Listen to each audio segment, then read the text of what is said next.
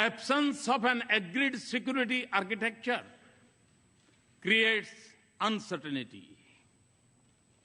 Threats of terror are expanding and new challenges are emerging in cyber and outer space. And global institutions conceived in 20th century seem unable to cope with new challenges or take on new responsibilities. In this world of multiple transitions and economic opportunities, growing uncertainties and political complexities, existing threats and new challenges, our engagement can make a difference by promoting cooperation, not dominance, connectivity, not isolation, inclusive, not exclusive mechanisms, respect for global commons, and above all, for international rules and norms. India is already assuming her responsibilities in securing the Indian Ocean region. A strong India-US partnership can anchor peace, prosperity, and stability from Asia to Africa and from Indian Ocean to the Pacific.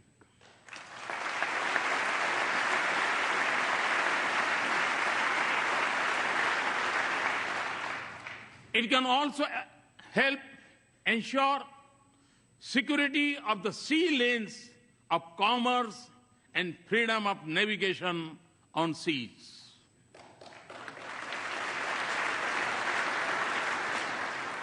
But the effectiveness of our cooperation would increase if international institutions frame with the mindset of the 20th century where they reflect the realistic of today.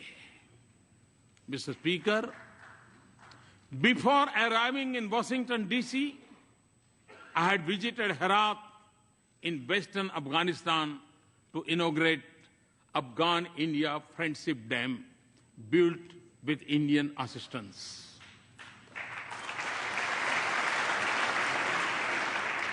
I was also there on the Christmas Day last year to dedicate to that proud nation, its parliament, a testimony to our democratic ties. Afghans naturally recognize that the sacrifices of America have helped create a better life.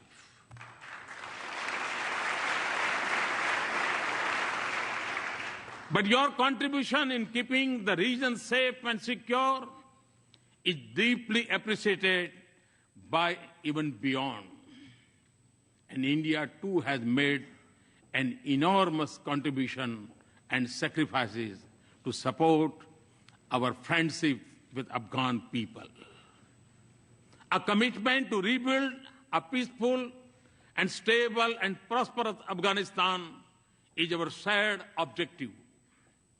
Yet, distinguished members, not just in Afghanistan, but elsewhere in South Asia and globally, terrorism remains the biggest threat.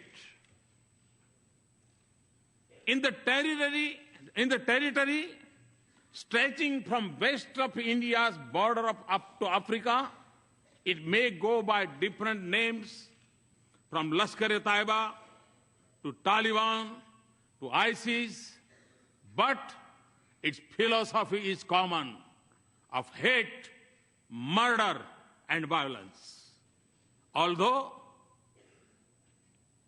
it is a shadow spreading across the world, it is incubated in India's neighborhood.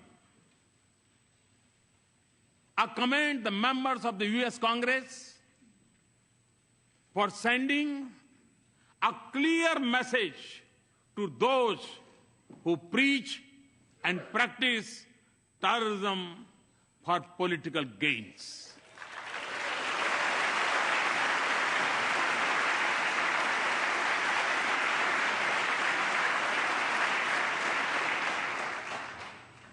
Refusing to reward them is the first step towards holding them accountable for their actions.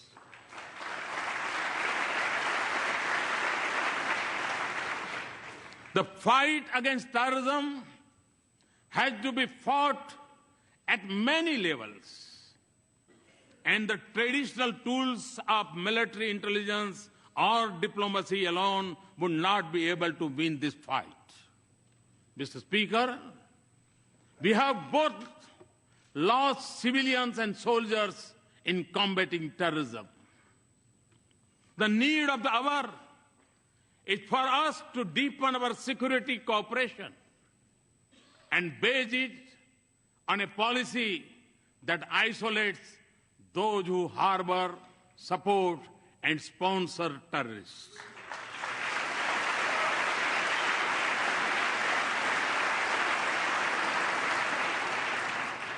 That does not distinguish between good and bad terrorists, and that delinks religion from terrorism.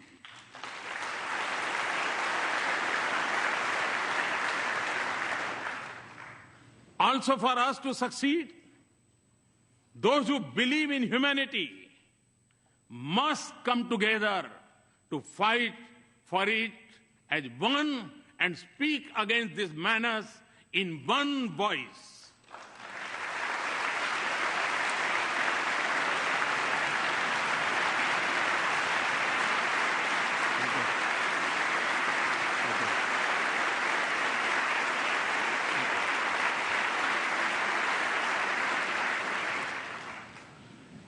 Terrorism must be delegitimized.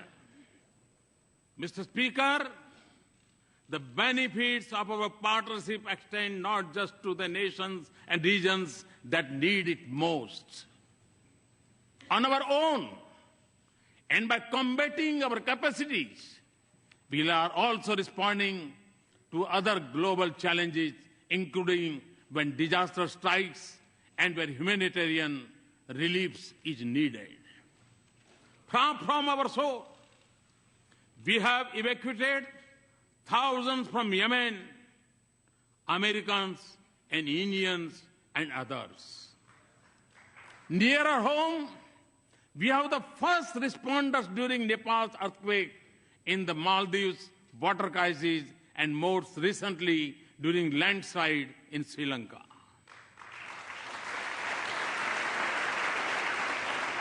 We are also one of the largest contributors of troops to UN peacekeeping operations. Often, India and the US have combined their strengths in science and technology and innovation to help fight hunger, poverty, disease, and literacy in different parts of the world. The success of our partnership is also opening up new opportunities for learning, security, and development from Asia to Africa. And the protection of environment and caring for the planet is central for our shared vision of a just world.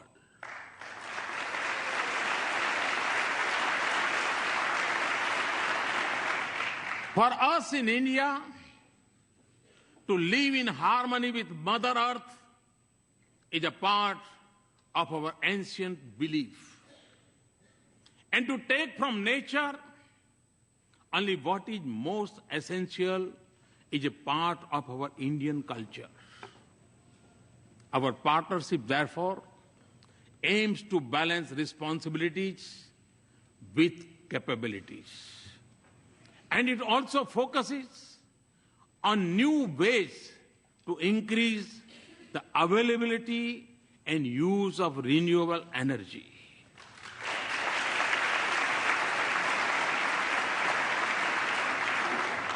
A strong US support for our initiative to form an international solar alliance is one such effort.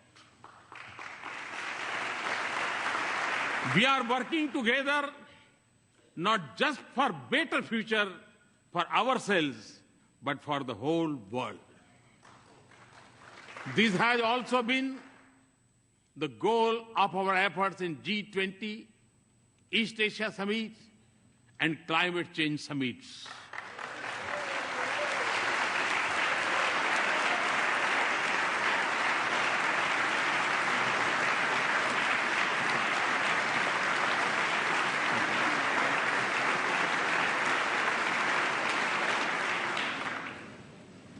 Mr. Speaker, as we deepen our partnership, there will be times when we would have differing perspectives. But since our interests and concerns converge, the autonomy in decision-making and diversity in our perspectives can only add values to our partnership. So, as we embark on a new journey and seek new goals, let us focus not just on matters routine, but also transformation, all ideas. Ideas which can focus not just on creating wealth, but also creating value for our societies.